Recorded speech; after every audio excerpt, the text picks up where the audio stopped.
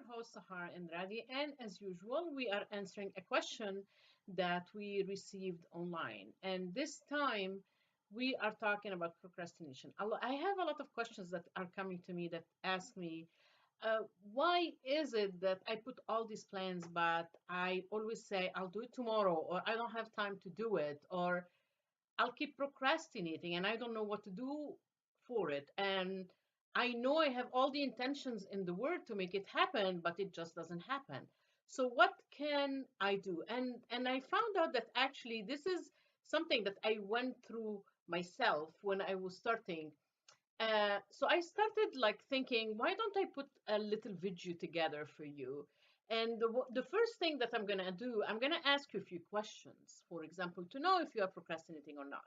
So my first question is, have you ever thought to start your business, but you never did, and it was just a wishful thinking, and it never happened? Do you work, do you keep working the same miserable job or stay in a miserable relationship? Just because you know what to expect, what not to expect, but you never take the next step? Or have you ever been excited about new projects? Yay, I'm going to do something new, just to let it fall on the side? Or have you just had these great ideas that will just be nothing tomorrow? Or have you felt really overwhelmed to start a task and you become so anxious that you put it on the back burner?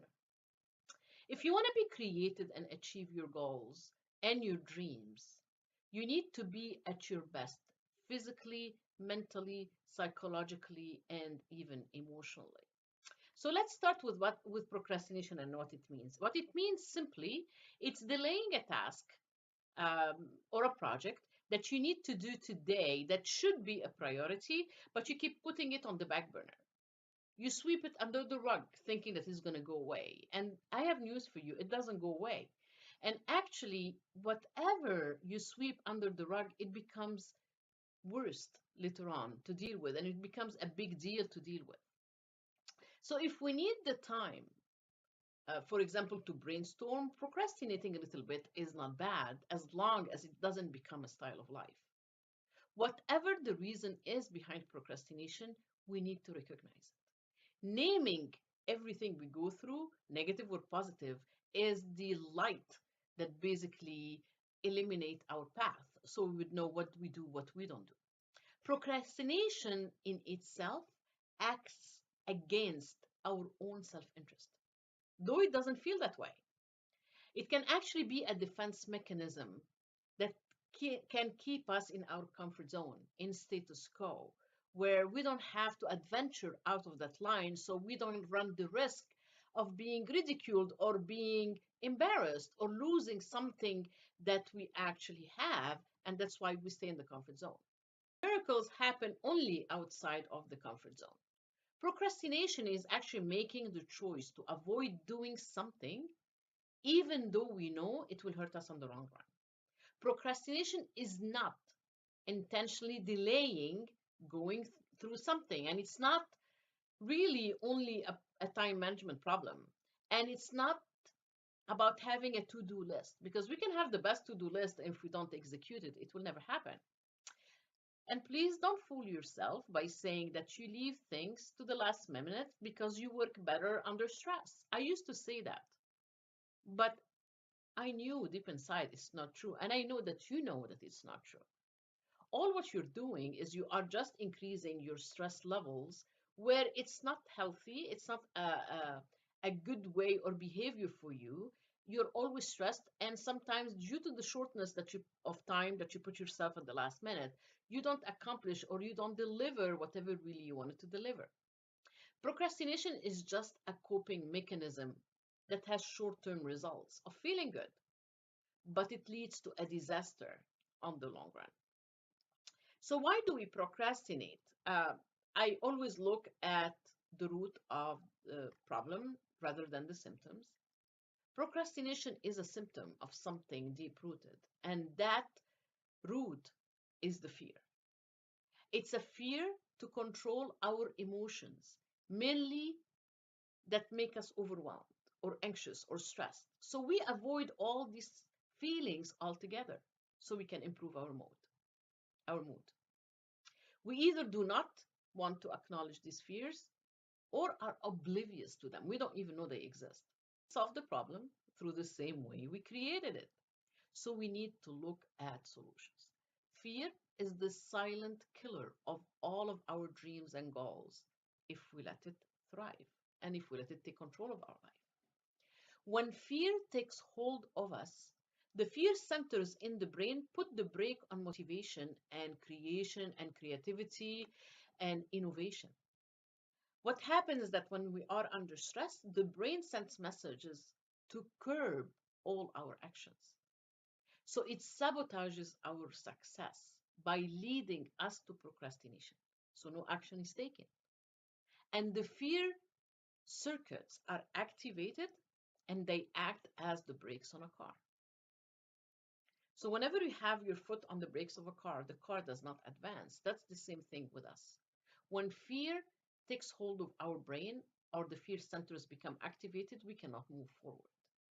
Fear comes in many, many forms and shapes. It masquerades into different formats.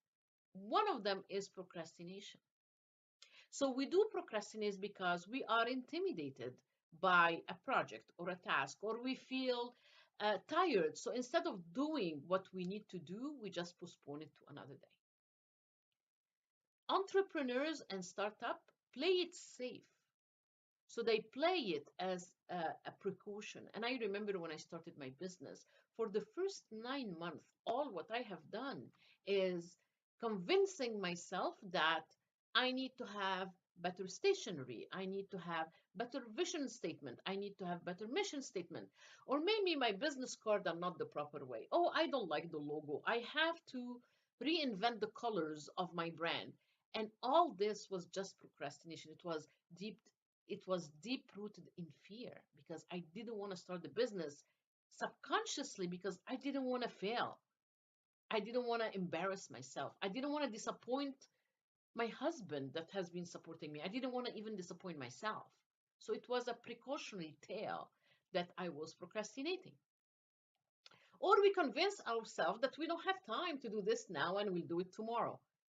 And we both know it's just an excuse. Or we feel overwhelmed by the task and that we can do in one setting. Or it's either we think it's not important for now, or because it needs my undivided attention, I need to create that space and that environment and the time where I cannot be disturbed. And obviously, that time never comes. Or we are too tired, or too stressed, or too angry to do it now. Or we don't know where to begin. Or we simply doubt our skills and our resources that we think we need or we perceive we need. And the emphasis here is on perceive because it's not necessarily the truth. We don't have clear deadlines. And like I said before, fear of failure, of success, negative thoughts take over and undermine our self confidence and self esteem. So inside of us, we feel like maybe we're not good enough to finish it. Or we suffer from poor organizational skills, or the big one is that we look for perfection. I have news for you. There is nothing called perfection. Perfection is a form of procrastination, and procrastination, as we have been talking about, is rooted in fear. We can thrive to be excellent, but perfection, there is nothing in the word actually called perfection, and we need to really believe in that. So there are 7 cures to overcome procrastination. The first one is to face our challenge and name the fear. I'm very big on naming what we're feeling. So I guess you can guess. I guess you can guess, right? What is the first cure? It's acknowledging that we do have an issue that we need to address and not sweep it under the carpet. Since fear is the root of procrastination, we need to understand and identify not only what we're trying to do, but what is holding us back. We need to look at fear in the eye like that. and ask ourselves, what do you what do we actually fear that will happen? What is the worst case scenario? And work against the stream. Back Backpedal, meaning like reverse engineer it. Look what scares you, what might happen, and have solutions for it. Look where the fear is coming from. Are you scared to fail, or to be ridiculed or embarrassed or humiliated? Do you feel that you are losing something in the process? So we need to name that fear, and we know that there are at least 50 types of fears. So start by recognizing the negative thoughts and fears, then counter them with positive reinforcement. For example, replace the negative thought that says, oh, you're never doing anything, you're not accomplishing anything. Put a positive thought instead of that and say, yes, I'm moving slowly, but I am progressing. That's number one. Number two, change our attitude of thinking. Henry Ford said, either you think you can or you can't. You're right. How we perceive situations will dictate how we deal with them. It's all in the attitude. We are pre programmed on negatives. Unfortunately, our brain, to keep us safe in the comfort zone since our childhood, is pre programmed on negative things to protect us. Since childhood, we come to think what we can and we cannot do, what we should and should not do. And we get stuck in these tracks, or what we call thinking traps, that basically paralyze us. Negative thinking is the default of the brain, because it doesn't take any work. But being positive thinking takes a lot of work. But the good news is that it's a learned ability, so we can all learn it. We are not either born with it or without it, but we need to practice it every single day. It's the same way that we want to increase a muscle, the strength of a muscle. We keep practicing it to make it stronger. That's the same thing. We need to build our mental muscles of positivity. We can shift the way we think, like instead of looking at the hard task, we can think, okay, it will take time, but it's so worth it to do it. The experience and the journey will be awesome. Most importantly, I know I can do it. We are what we think, and what we believe become us. Number three, eat the frog. If you have to eat a live frog, it doesn't pay to sit and look at it for a very long time. We call a difficult task an ugly frog. So the first thing that you need to do in the morning is you need to eat the frog, meaning you need to start with the ugliest task that you have. This way you have the rest of the day that is totally yours. You have a smooth sailing.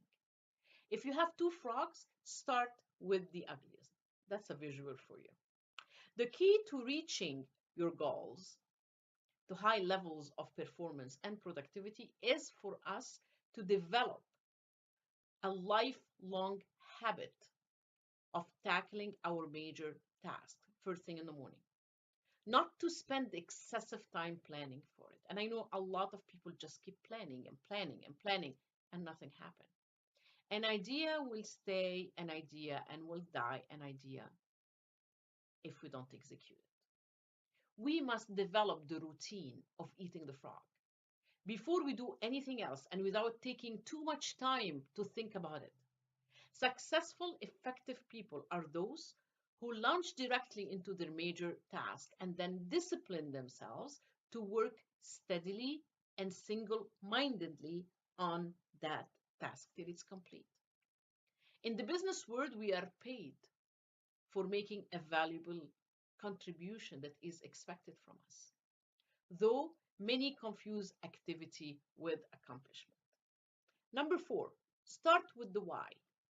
Ask yourself, why do I need to do this? What's the purpose or the reason why I need to do this task? And why we should care about it. When we know our purpose and the impact that we can make, it will propel us to take an action. When we define our why, We can voice what we expect, our hopes, our concerns, our fears, that we can either deal with ourselves, or you can talk to a trusted friend or find a mentor or hire a coach. Having a sounding board will help clarify our thoughts and speed up the creative process. We need to follow our curiosity to feed our brain on regular basis. It helps to write down the ideas as you get them instead of losing them in the process or forgetting them and then losing time actually trying to remember even the ideas that ever crossed our mind. Number 5, use procrastination to be productive. So if we feel that we are starting to procrastinate, we can use this time in doing something else that uh, doesn't need a lot of mental power. For example, decluttering our space or environment. It's said that cleaning the clutter clears our brain. Another way to deal with our brain when it gets foggy is to get up and either get a drink of water or go for a walk or stretch or simply bounce in place, taking deep breath. We need to reward ourselves for everything that we do because no matter how small it is. This way, we are teaching our brain that you did something good, you get rewarded. So the chemicals like dopamine and oxytocin become released, and it makes us more euphoric. So the brain will come to the use of wanting to repeat that cycle. So it rewards yourself more. We use that positive energy to beat fear. We believe in our vision, seize the opportunity of each day, and get one step closer to achieving our goals. Number 6, break down the task into clear and focused steps. Sometimes we get overwhelmed because it's something like really big.